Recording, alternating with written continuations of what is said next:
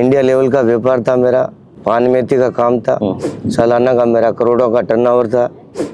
BJP से मैं गुमतू प्रकोष्ठ का जिला अध्यक्ष भी रहा हूँ।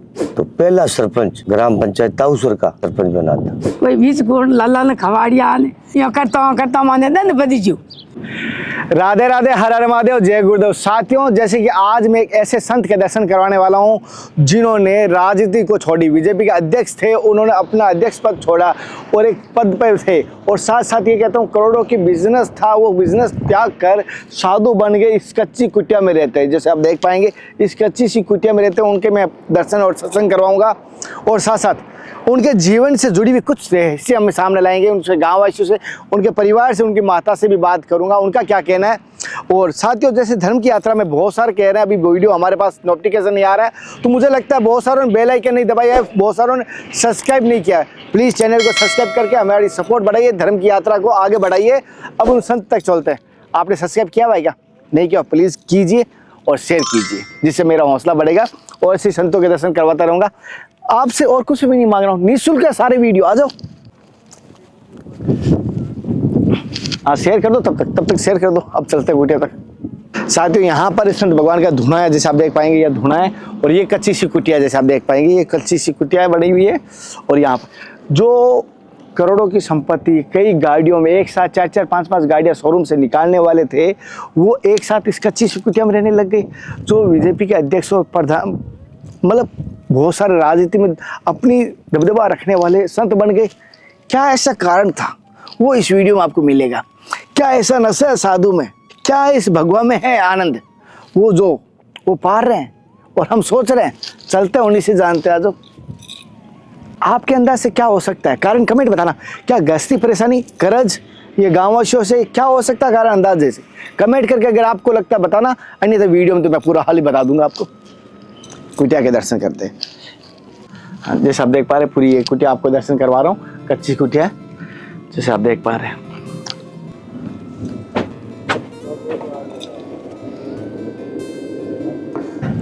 साथियों, जैसे कि जिन महाराज जी की हम बात कर रहे थे, उनकी कुटिया के दर्शन करवाए, इनसे थोड़ी सत्संग लेने की कोशिश करेंगे, जानेंगे किस तरह से ये संत बन पाए, क्या ऐसी घटना घटी, वो पूरी जानकारी में लेने की कोशिश की। सबसे पहले उनसे प्रणाम करते हैं, फिर सत्संग की तरफ आगे बढ़ते हैं। पहले प्रभु जी मेरी तरफ से, समस्त भक्तों की तरफ से आपके चरणों में कर देते सभी का ओम नमो नारायण, हर हर महादेव।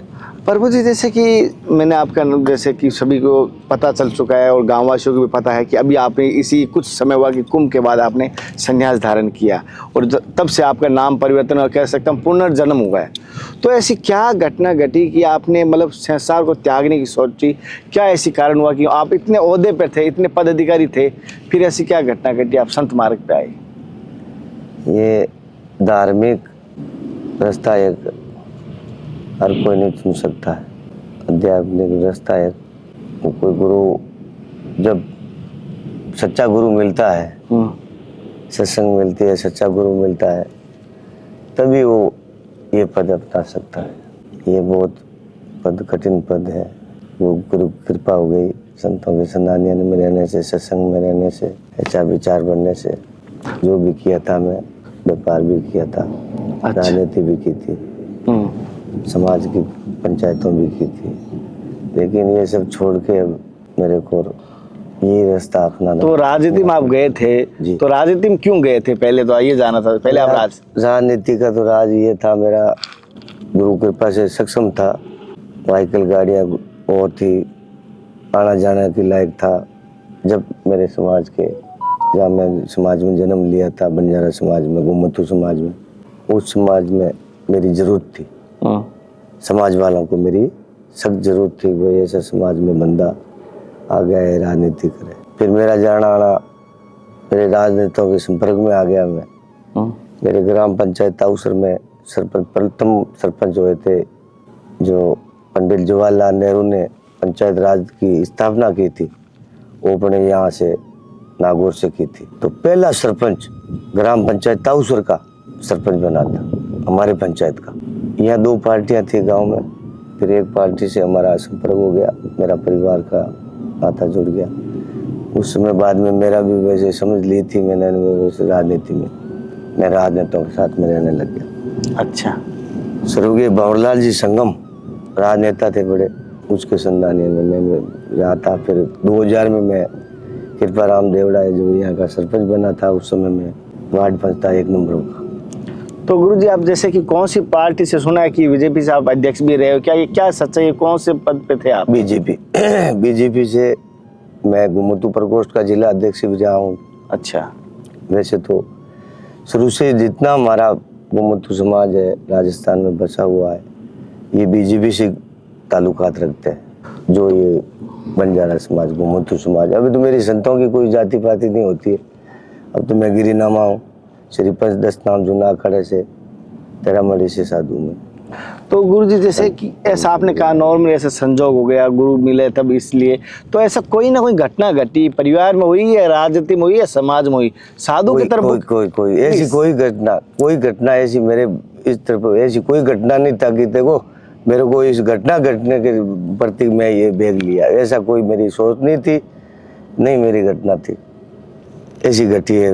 मेरा तो ये तो क्या, मैं छोटा मुंह बड़ी बात होती है कि जो संत बीज होता है वो कहीं भी जन्म ले लेता है, उगने के बाद में उसकी थोड़ी खुशबू होती है, जो सब सोचता है, फिर उसके बाद में पता लगता है कि ये तो आत्मा कुछ अलग है, ये मनुष्य जीवन कुछ अलग के हिसाब से मिला है, कुछ करने के लिए मिला है अपने को। तो संत बनने से पहले आप सबसे बड़ा आपका मोह क्या था, उससे पहले की बात करें हम, अगर आपके क्या तरफ था कि मोह जो सबसे ज्यादा छोड़ने में कठिनाई हुई, संसार की कौन सी ऐसी वस्तु? मेरा परिवार का मोह ही होता है, एक अपने जो कमाई का होता है, साधन जरिया होता है, वही मोह ही होता है। व्यापार का एक मोह ही होता है, बच्चों का एक मोह ही होता है। तो व्यापार मेरा इंटरनेशनल व्यापार था,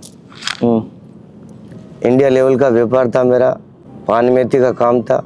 मैं ये काम 2009 से चालू कर दिया था नागौर में, श्री नागनिचय इंटरप्राइजेज का नाम से मेरी फर्म थी। उस फर्म में मैं प्रोपराइटर था। सालाना का मेरा करोड़ों का टर्नओवर था। ये मेरी फाइलें के हिसाब किताब, चार्ट अकाउंट थे, ऑडिट फाइल थी मेरी। अच्छा। कई बैंकों में मेरा अकाउंट था।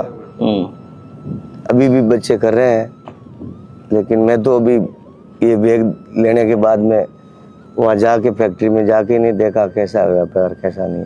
गुरुजी माफी चाहता हूँ, गुरुजी मेरी गलती हो जाए तो माफ करना, क्योंकि अधिकार से उजाले की तरफ आने के लिए उसे जोड़ना भी पड़ता है, कभी कभी ऐसे सवाल करने जरूरी हो जाते हैं। जैसे ऐसा तो नहीं है कि आपके व्यापार में कोई अनबन हो गई या राजनेताओं से अनबन हो गई, सोचा अब इसका सामना तो होगा नहीं, साधु ही बन जाता है, झंझट खत्म? नहीं, ऐसा कोई नहीं। आज भी राजनेता है तो मेरे देखो अच्छी बनती है राजनेताओं से। वैसे नहीं, कांग्रेस से मैं ताल्लुकात नहीं रखा, लेकिन कांग्रेस के नेता देखो अच्छी बनती है, पहले से भी मेरी अच्छी बनती थी। अच्छा। राजनेताओं के साथ आज भी मेरा ताल्लुकात वैसा ही है। भेज देने वाले गुरुजी का क्या नाम था?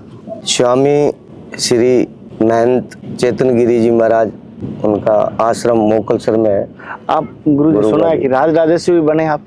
जी, प्रयागराज में आपका संस्कार हुआ, तो राज राजेश्वरी हम कहते हैं संतों की भाषा में। हाँ, प्रयागराज महाकुंभ में मेरा संस्कार हुआ था 26 जनवरी 2025 में। इसी पिछले कुंभ में? क्यों?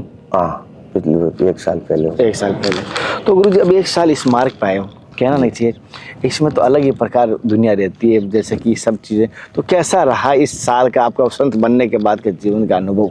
मैं तो ये जो बैग पहना उसी दिन मेरे का जन्म हुआ था, पुनर्जन्म हुआ था। मैं पहले दिन की बात कर रहा हूँ। उस दिन का मैं जो आपको कहना चाहता हूँ, तो मैं भगवान के आगे हाथ जोड़ के कह रहा हूँ, मेरा एक जन्म, नया जन्म होकर मेरा एक जो भी उजाला हुआ है मेरे अंदर, आत्मा के अंदर, वो मैं आपको उसका बखान करूँ तो भी कम है। तो गुरुजी अब इस संत बने तो आपका लक्ष्य क्या रखा? क्योंकि 2-3 लक्ष्य होते हैं संत बनने के बाद, कोई सिद्धि प्राप्त करने के लिए, कोई शक्ति प्राप्त के लिए, कोई धन प्राप्त के लिए, या अपने मोक्ष प्राप्त के लिए, या जीव कल्याण के लिए, या कुछ अलग ही सोचा हुआ है?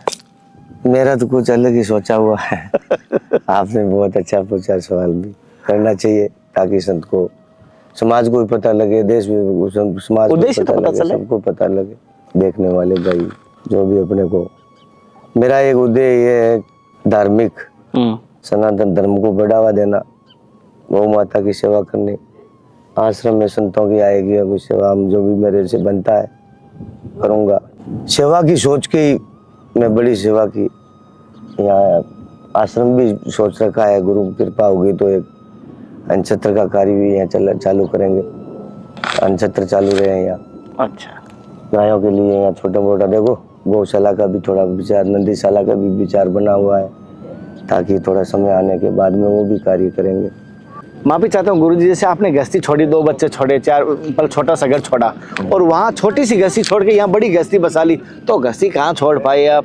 वहाँ अगर छोटा सा आपने कारोबार छोड़ोगे, यहाँ गौशाला, ये सब पड़पन संभालोगे। ये सब कहने की बातें होती है गुरुजी। कि मैं गृहस्थी वो छोड़ दिया यार, गृहस्थ में कुछ भी नहीं है, वो कर दिया यार, लेकिन गृहस्थ कहीं भी जाओगे तो गृहस्थ तो ये रहेगा। हाँ, गृहस्थ कहीं छोड़ते नहीं है, गृहस्थ में ही तो रहना है, गृहस्थ में रह के भक्ति करनी है। गृहस्थ कहाँ है, गृहस्थ किसको बोलते हैं?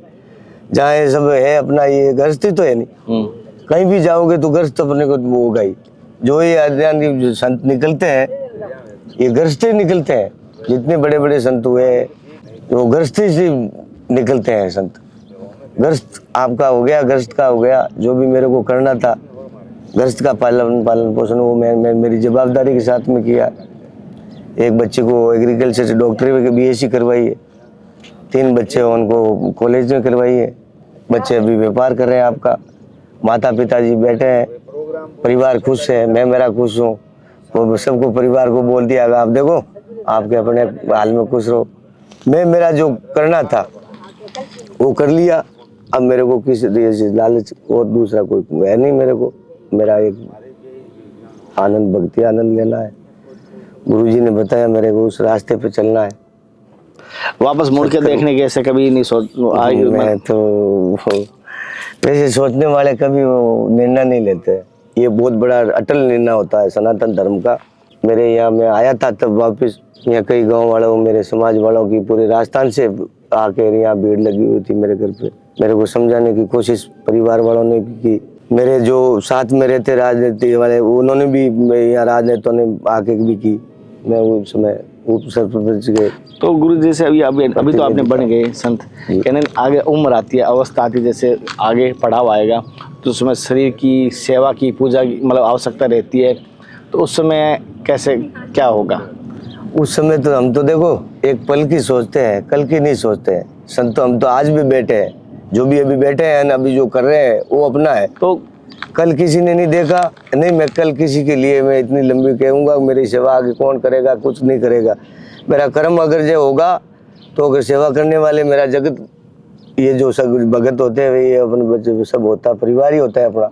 जहाँ कहीं रहेगा ये शरीर कोई न कोई तो सेवा अगर कर्मों के पीछे होगी। गुरु जी बहुत सारों को कहा है, हम जूना अखाड़े में देखा है, बहुत सारे साधुओं को त्यागियों में देखा है, निमोई में देखा है, तो क्या है वो अपने जन्मभूमि में नहीं जाते, ज्यादातर जन्मभूमि में वापस वो कुटिया नहीं बनाते, आश्रम नहीं बनाते। अच्छा वो आप जन्मभूमि में नहीं, जन्मभूमि के पास में ही अपनी आश्रम कुटिया बना ली, ऐसा क्या है? ये गुरु कृपा है, गुरु की जी कृपा से मैं यहाँ बैठा हूँ। तो ऐसा तो नहीं कि घर की तरफ मौत ज्यादा था तो इसलिए घर के पास ही बैठ जाऊँ? नहीं, वो मेरा ऐसा नहीं है।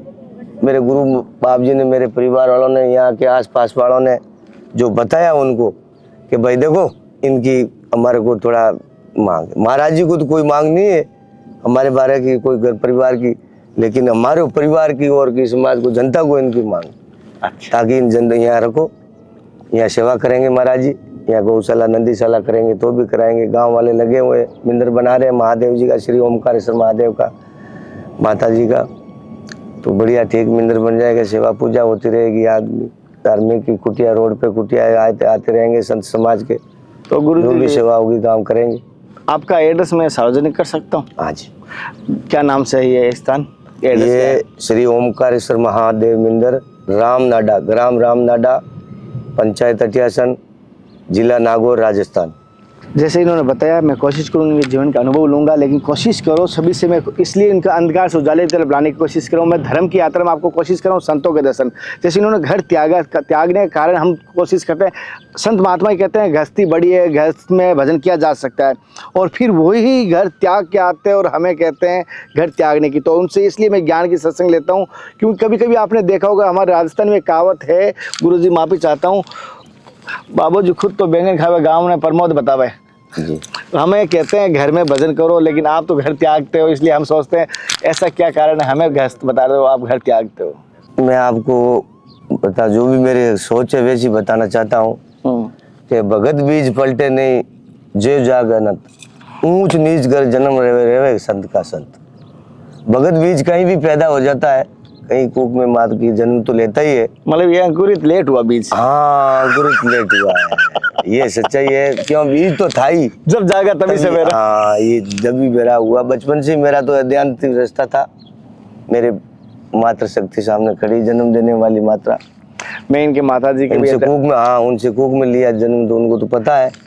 कहने को देखो कैसा बीज को मैंने जन्म दिया है, संत बीज, भगत बीज है, कैसा है। तो देखो मेरे मुंह से इतनी बात नहीं बताना चाहता हूँ। वो तो कहते हैं ना, जो भी, हाँ, जो भी हुआ मेरे से कर्म। गुरु जी मारवाड़ी में कहावत है कि मार संवारे बेटो कौन संवारे, गांव संवारे जन। गांव भी संवारेगा। गांव में वालों को, आपको देखो गांव वालों से चर्चा करना मेरे मैं बारे में। जरूर करूंगा। जी, आपको गांव वालों को, बूढ़ा बुजुर्गों से चर्चा करवाएंगे। साथियों, जैसे महाराज जी सत्संग ली किस प्रकार लगी, इन्होंने अपने जीवन का अनुभव बताया। मैं कोशिश करूंगा गाँव वासियों से सबसे अनुभव लूंगा। अगले दर्शन और सत्संग फिर मिलता है, तब तक जय हिंद, वंदे मातरम, हर हर महादेव, हरे कृष्णा। हे नाथ, हे मेरे नाथ, मैं आपको भूलूं नहीं, जय गुरुदेव। साथियों, कोशिश करें 3 घरों में कभी खाली न जाए। कौन कौन से याद है मैं बता देता हूँ। पहला गुरु के घर, दूसरा बहन के घर, तीसरा देवताओं के मंदिर। मैं तीसरे पे रखता हूँ देवताओं को, ध्यान रखना। लेकिन बहन के घर भी खाली नहीं जाना चाहिए, भाव की फूल की पंखुड़ी ले जाओ, ये ध्यान रखिए। गृहस्थी जीवन के लिए कहूँगा। अगले दर्शन का फिर मिलते हैं, तब तक जय हिंद, वंदे मातरम। साथियों, जैसे कि जिन महाराज जी के मैं की बात कर रहा हूँ, उनके माता जी के मैं दर्शन करवाने की कोशिश कर रहा हूँ, उनसे थोड़ी जानकारी कोशिश कर रहा हूँ किस प्रकार। और पास में उनकी पुत्री है, वो भी हमारे साथ जुड़े हुए हैं, तो उनसे भी जानकारी कोशिश करूँ। क्योंकि गृहस्थ जीवन से वो इतने बड़े पदाधिकारी या संपन्न थे, फिर इन्होंने क्यों घर त्यागा, उनके माता जी से जाने। पहले तो माता जी हर हर महादेव प्रणाम। माता जी, आपका शुभ नाम क्या है? शायरी। अच्छा, तो आपका लड़के जैसे साधु बने हैं, आपके लड़के ही हैं? लड़का। तो कारण क्या था कि साधु बने? क्या आपके कोई ऐसे घर में परिस्थिति थी या आपको पहले से पता था ये साधु बनेगा? बारी भरतो साधु पड़ा में भरतो हुआ। अच्छा। आज अट्टे तो आज अट्टे तो आज अट्टे तो आज अट्टे। वहाँ फटता आनी धुन धुन लागोड़ी साधु संतों में रहती। हाँ। आज गुजरात गयो परो, आज अहमदाबाद गयो परो, आज कटी नागौर जाती हो, आज यो जाती हो फटतो ही हो।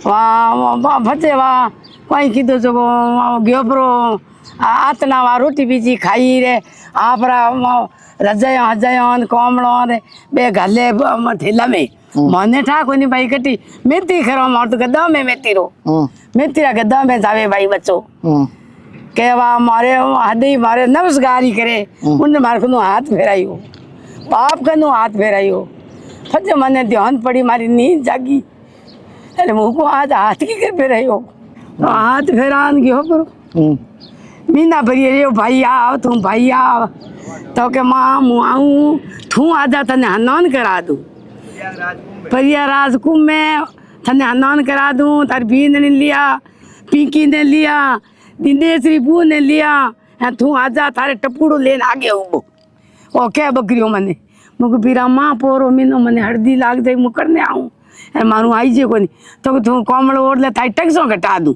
तने तू आगे थारे टप्पू लेने उभो रहूँगी और 15-20 दिन तो क्या बकरी मुँह फोन कर बकरी पीरा अबे आजा हम आऊँ हम आऊँ ए पीरा अबे आजा तू मारू आई जे कोनी थारी बीन नहीं पोतारी बू घनी कयो हैंगदन ए बूढ़ी माँ हल्ला पी ओ बूढ़ी माँ पापू आवेला कोनी उन्हें भगवान कोट कोई हो जाई पोतारी बीन नहीं ने पिंकी ने कह पिंकी अपी हल्लो माँ ने बूढ़ी माँ हल्लो दिनेश के बूढ़ी माँ हल्लो हालता मुझे भाई छोड़ो ही मोड़ो पड़ने हल्लो जतरे तो भगवान ले लिया ने फोटो छाट दिया बे मारे तो आप घर के भी गंद हुई थी वहाँ। जैसे कि पिंकी, जैसे मैं देखूं माता जी का आपके ये कंगन पहने हुए और जैसे ये टिक्की लगाई हुई, क्या ऐसा लगता है जैसे कि बंजारों में ऐसा होता है कि आप ये बंजार हो क्या? यस। अच्छा, बंजार आपने नहीं पहना ऐसे? मम्मी नहीं, मैंने नहीं पहना। क्यों?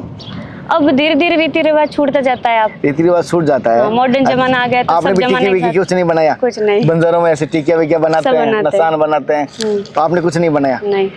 ये तो जैसे कि इतना छूट गया, तो एक चीज मैंने देखा पहले बंजारों में जैसे लड़की देते थे तो पैसा लेते थे, सुना है, माँ भी चाहता हूँ कोई अगर सुन रहा है, आज भी है क्या ऐसा? है ऐसा है कोई है यहाँ पे कोई नहीं। हमारे परिवार में नहीं है, हमारे समाज में अभी भी है। जबकि काफी बार ऐसी मीटिंग वगैरह रखी गई समाज की कि भाई ये दहेज प्रथा को बंद कर दो, बेटियों के पैसों से कुछ होने वाला है नहीं, है ना, नरक में जाओगे तुम। पर ये लोग समझते ही नहीं है। अच्छा। क्यों नहीं समझते? अनपढ़ लोग समझते ही नहीं है। अब जो आजकल हमारे जैसे जमाने में पढ़े लिखे बच्चे आ रहे हैं तो वो समझ रहे हैं, पर अब जब सब कुछ समझाना मुश्किल। आपके पापा ने शादी करवाई आपकी, आप तो लड़की थी, क्या पापा ने पैसे लिए थे क्या? नहीं। सच्ची सच्ची बताया? नहीं लिए एक फिर भी पापा की बेटी जगह पक्ष लगा तो मेहंदी रुपये को लिए नहीं, मेरे अलावा आप किसी और से भी पूछ सकते हो कि भाई इसके पैसे लिए, तो वो आपको जवाब मिल जाएगा। वो नहीं पूछ लो अच्छा, मेरे पैसे और नहीं पापा ने लिए। जब आपकी भाभियां लेके आए क्या पैसा दे के लाए? एक नहीं एक मेरे भाई की सगाई हुई थी पहले, वो सगाई इस वजह से छूट गई कि उन्होंने बोला था भैया जी ने कि भाई हम तो ना हमारे बच्चे के पैसे लेंगे, तो मेरे पापा ने बोला कि मैं ना तो पैसे देता हूँ और ना लेता हूँ। भाई मेरी भी एक बच्ची है, मैं ना उसके लूंगा, और मेरी फैमिली में जितनी भी बच्चे हैं ना मैं उनके लूंगा, और ना मैं जितने भी बहुएं लाऊंगा घर में, ना मैंने पैसे दूंगा। बच्ची का पे आपकी बींद ने रुपया दिया अच्छा मैं खुद ही दूंगी। वहाँ तो लोग घरे आंधी बाप थी तारी काली गाँव। अच्छा, हाँ लोग कह रहे हैं इनको, इनका पैसा लो, पैसे इनको परिवार वाले बोले इनका पैसा लो। अगर आपको मतलब पैसा लेते तो कैसा लगता? मुझे बहुत बुरा लगता, बुरा लगता। मैं इस चीज के खिलाफ हूँ। अच्छा, ये कहीं कहीं पड़ता है, सभी में नहीं है, बंजारों में, कुछ बंजारों में या कुछ समाज में भी कह सकता हूँ, ये बेटी देना और पैसा लेना, यानी मैं तो कह बहुत सकता गलत है। गलत है। बेटी के पैसे खा रहे, बेटी को बेचने का काम हो गया। एक तरह से बेचने का ही काम हो रहा है। बेचने के काम। अच्छा, जैसे इन्होंने बताया, ये कुछ समाज में अभी भी है, इसको रोकना चाहिए। और बच्चा कितनी शर्मिंदा हो रही है, जैसे पिंकी ने बताया कितनी शर्मिंदा होती है, कैसा लगता है बच्ची को। आप भले कैसे ही करके पैसा लेके ऐश कर सकते हो, लेकिन आपकी बेटी रोएगी तो बेटी एक जीवन भर पिता को बददुआ ही देगी। फिर तो ये कह सकते हो बददुआ देगी। अच्छी बात है। अगर थाने कोई बेच दे तो थाने को दोरी लागे लगे भाई लगे।